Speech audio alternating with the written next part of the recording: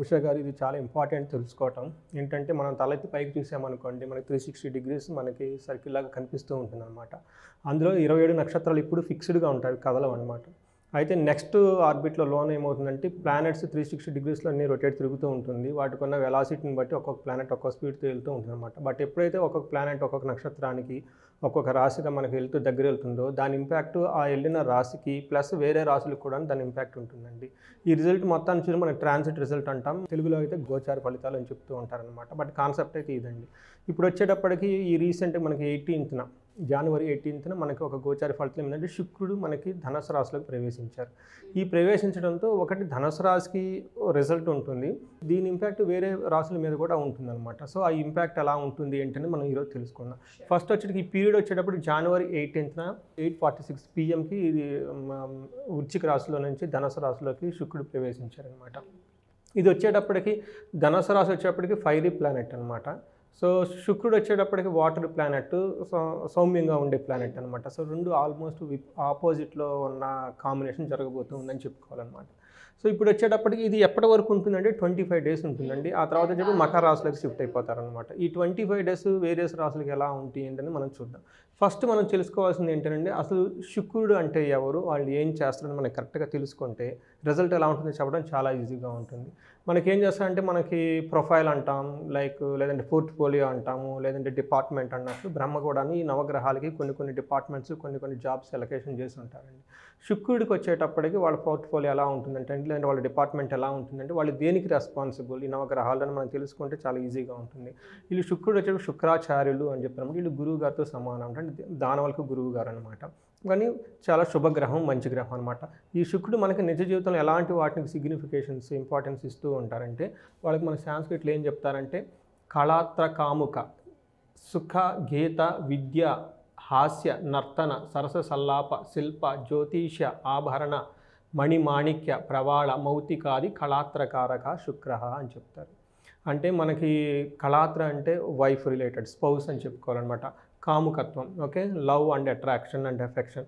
సుఖం, కంఫర్ట్, సంగీతం, విద్య, హాస్యం, నర్తనం, సరస సల్లాపం, శిల్పం, జ్యోతిషం, ఆభరణాలు, జ్యువెలరీ కానివ్వండి, తర్వాత ప్రయాణాలకు కావాల్సిన వెహికల్స్ కానివ్వండి, మణిమాణిక్యాలు, మన ఏదైనా పర్ల్ జ్యూస్లో అవి వేసుకున్న పర్ల్స్ కానీ జ్యువెలరీ కానీ ఏదైనా చేసుకున్నా కానీ దాటికి కానివ్వండి, తర్వాత ముత్యానికి సంబంధించి సముద్రానికి సంబంధించిన వస్తువులన్నిటికీ శుక్రుడు కారకుడు. ఇవి ఎక్కడైతే ఉంటాయో వాటికి శుక్రుడికి రిప్రజెంటేషన్ చేస్తూ ఉంటారు అనమాట. ఈ విషయాల్లో ఇప్పుడు 12 రాశులకు ఎలా ఉంటుంది, శుక్రుడు కొన్ని రాశులకు అనుకూలంగా కొన్ని రాశులకు ప్రతికూలంగా ఉండేసి వేరే రకరకాలుగా ఇంపాక్ట్ చూపిస్తూ ఉంటాడు. ఎస్పెషల్లీ ఇప్పుడు మనం మాట్లాడుకున్న కారకత్వాల గురించే మనకు ఇంపాక్ట్ ఎక్కువ ఉంటుంది, వేరే వాటి గురించి మనం ఆలోచించిన అవసరం లేదనమాట. ఇప్పుడు వచ్చేటప్పటికి మనం ఫస్ట్ మనకి కర్కాటక రాశి తీసుకున్నాం అనమాట. వీళ్ళకి ట్రాన్సిట్ జనవరి 18 నుంచి స్టార్ట్ అయ్యి ఫిబ్రవరి 12 వరకు ఈ రాశి వాళ్ళకి ఎలా ఉంటుంది, కర్కాటక రాశి 25 డేస్ ఎలా ఉందో చూద్దాం అనమాట. సో జనరల్ కర్కాటక రాశి అంటే జనరల్గా మనం ఏం చెప్పుకుంటే పునర్వసు 4వ పాదం, పుష్యము 1, 2, 3, 4 పాదాలు, తర్వాత ఆశ్లేషం 1, 2, 3, 4 పాదాలు వీళ్ళకి ఉంటాయి. ఓకే. సో పేరు వచ్చేటప్పటికి మనకి వాళ్ళకి హీ, హూ, హే, హో, డ, డో, డే, డో ఈ లెటర్స్తో మోరార్లెస్ ఈ సౌండ్స్ ఉన్న అక్షరాలకి మనం చేసుకోవచ్చు అనమాట. ఇప్పుడు ట్రాన్సిట్ ప్రకారం ఎలా ఉందంటే కర్కాటక రాశికి 6th హౌస్లోకి వీనస్ వెళ్ళిపోయారండి. 6th హౌస్ వచ్చేటప్పటికి మనం పాపస్థానం అంటారనమాట. అంటే శుక్రుడు పాపస్థానంలోకి వెళ్ళిపోయారనమాట. అంటే మనకి ఇది ఈ సెంటెన్స్ అందరికి న్యాచురల్గా అర్థమవుతుంది ఏంటి పాపస్థానం అనేది. సో ఈ శుక్రస్థానాలకి పాపస్థానానికి వెళ్ళిపోవడంతో ఏమవుతుందంటే పాపస్థానం 6th హౌస్ని రోగ, రుణ, రిపు అంటారనమాట. అంటే వాళ్ళకి రోగాలను రిప్రజెంట్ చేస్తుంది, తర్వాత శత్రువులను రిప్రజెంట్ చేస్తుంది.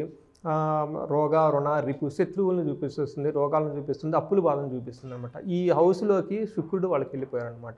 ఇది మనకి ఏమవుతుందంటే ఈ ఒక చిన్న స్టేట్మెంటే మనం అనుకోవచ్చు వీటికి సంబంధించిన శుక్రుడు మంచి యోగాన్ని ఇవ్వడు అని చెప్పుకోను అనమాట.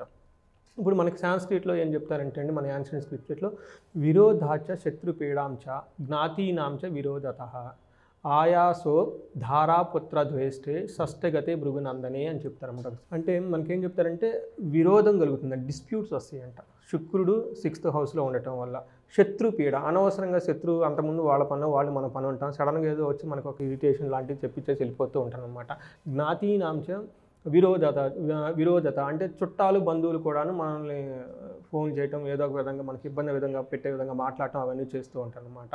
ఆయాసో ధారాపుత్ర ధేష్ట అంటే పుత్రులతో కాటి మిస్సెస్తో కాటి అనవసరంగా గొడవ పడటం ఈ సంబంధించిన విషయాలన్నీ జరుగుతుంటాయి. బట్ ఏది జరిగినా కానీ ఏమవుతుందంటేనండి గొడవలు పడటం, అనవసరమైన మిస్అండర్స్టాండింగ్ రావటం, డిస్ప్యూట్ రావటం, వీటికి సంబంధించిన విషయాలు ఎక్కువగా ఉంటాయి అని చెప్పేసి మనకి మహర్షులు చెప్పారనమాట. బట్ ఇంకొంచెం డీటెయిల్గా మనకు చూస్తే ఏం చెప్తామంటే వీళ్ళకి క్యాన్సర్ వాళ్ళకి వీనస్ వచ్చేటప్పటికి 4వ అధిపతి అనమాట. అంటే సుఖానికి సంబంధించి కన్వీనియన్స్, తల్లికి సంబంధించిన విషయాలను రిప్రజెంటేషన్ చేస్తూ ఉంటారు. ప్లస్ వచ్చేప్పుడు 11th హౌస్ అంటే లాభం. మనం ఏ పని చేసినా కానీ మనకి లాభం ఉండాలి. ఇంట్లో ఒకరు జాబ్ చేసినా, ఇంకొకటి చేసినా, మూవీకి వెళ్ళినా, మనం ఏదైనా కొన్నా కానీ లాభం ఉండాలన్నమాట. ఈ టైంలో లాభానికి సంబంధించి, ఫ్రెండ్స్కి సంబంధించిన విషయాలకు సంబంధించి అనుకూలంగా ఉండదు అని చెప్పేసి వీళ్ళకి 6th హౌస్కి వెళ్ళటం వల్ల అదే మనకి క్లీన్గా చెప్తుందన్నమాట. డొమెస్టిక్ రిలేటెడ్ కానివ్వండి, ప్రాపర్టీ రిలేటెడ్ మ్యాటర్ కానివ్వండి, ప్రొఫెషన్స్లో కానివ్వండి, వీళ్ళకి ఎక్కువ అంత మంచి అనుకూలమైన టైం కాదు అని చెప్పుకోవాలన్నమాట. 6th హౌస్ ఏమవుతుంటే మీకు ఆల్రెడీ చెప్పాను, అప్పులు కానివ్వండి, రోగాలు కానివ్వండి, శత్రువుల వల్ల వాళ్ళ గురించి వీళ్ళకి ఛాలెంజెస్ ఎక్కువ వస్తూ ఉంటాయి అనమాట. ప్రొఫెషనల్గా వీళ్ళకి ఎలా ఉంటుందంటే అండి, ఎంత వర్క్ చేసినా కానీ ఏదో ఒక కాంప్లికేషన్స్ వచ్చే ఛాన్సెస్ ఉందన్నమాట. కొలీగ్స్ వచ్చేటప్పటికి ఏదో ఒక విషయంలో వీళ్ళకి డిస్టర్బెన్స్ చేసి డిస్ట్రప్షన్ చేస్తూ ఉంటారు. ఏదైనా ప్రాజెక్ట్ చేసినా కానీ వాళ్ళకి సక్సెస్ అవ్వదు.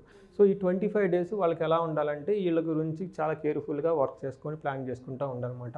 తర్వాత జాబ్లో ప్రొఫైల్ ఎలా ఉండాలంటే ఛాలెంజింగ్గా ఉండటం, తర్వాత మోస్ట్ యాక్టివ్గా ఉండటం లాంటి పనులు చేయకూడదు. యాజ్ చాలా కామ్గా ఉండాలి. లెట్ ఇట్ పాస్ అన్నట్లు ఉండాలన్నమాట. ఎక్కువగా ఏం న్యూ ప్రాజెక్ట్స్ తీసుకోకుండా. నెక్స్ట్ వచ్చి హెల్త్కి రిలేటెడ్కి సంబంధించి వీళ్ళకి ఏముంటాయి అంటేనండి, ఫిజికల్గాను మెంటల్గా చాలా డిస్టర్బ్డ్గా ఉంటారు ఏ పని ఆగిపోవటం వల్ల. అందుకని చెప్పేసి హెల్త్కి సంబంధించిన వాళ్ళు చాలా కేర్ఫుల్గా ఉండాలి.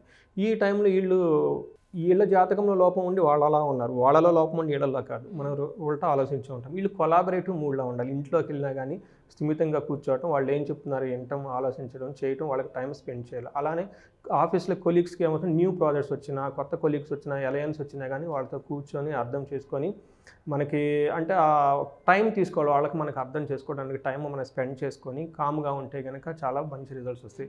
అలయన్స్ వచ్చేటప్పటికి కెరీర్కి సంబంధించిన అలయన్స్ ఒక కొలాబరేటివ్ మోడ్లో కనుక వాళ్ళు వెళ్తే చాలా బాగుంటుందని చెప్పాలన్నమాట.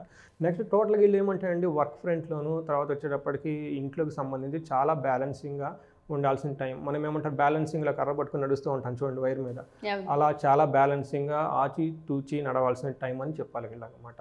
సో దీనికి ఈ టైంలో ఈ 25 days వాళ్ళు better to not to take any good decision. Okay, decision మేకింగ్లో మాత్రం కొంచెం లేట్ చేస్తేనే మంచిది. ప్రాజెక్ట్స్ కానీ ఏమైనా ఉంటే జస్ట్ అవాయిడ్ చేస్తే చాలా మంచిది. హెల్త్ విషయంలో కేర్ఫుల్గా పెట్టుకుంటే చాలా మంచిది ఉంటాయి. వీళ్ళకి రెమెడీ ఏం చెప్తా ఉంటే ప్రతిరోజు సాయంత్రం పూట ఆవు నెయ్యితో కానీ, నువ్వుల నెయ్యితో కానీ, బెటర్ నువ్వుల నెయ్యితో కానీ వీళ్ళకి దీపారాధన చేస్తే, దీపం వెలిగించి దండం పెట్టుకుంటే చాలా మంచి జరుగుతుంది. రెండోది వచ్చేటప్పుడు వీళ్ళకి మెడిటేషన్ చేయటం, తర్వాత యోగా, ఫిట్నెస్ కనుక ఏమైనా ఇట్లాంటివి కనుక చేస్తే, జాగింగ్ ఇవన్నీ చేస్తే చాలా కలిసి వస్తుంది. ఇంకొకటి ఏం చెప్తారంటే ఆడి ఆల్ట్రమ్ అని చెప్పేసి ఒక ఫ్రెంచ్లో మనకు ఒక ప్రోవర్బ్ ఉందండి.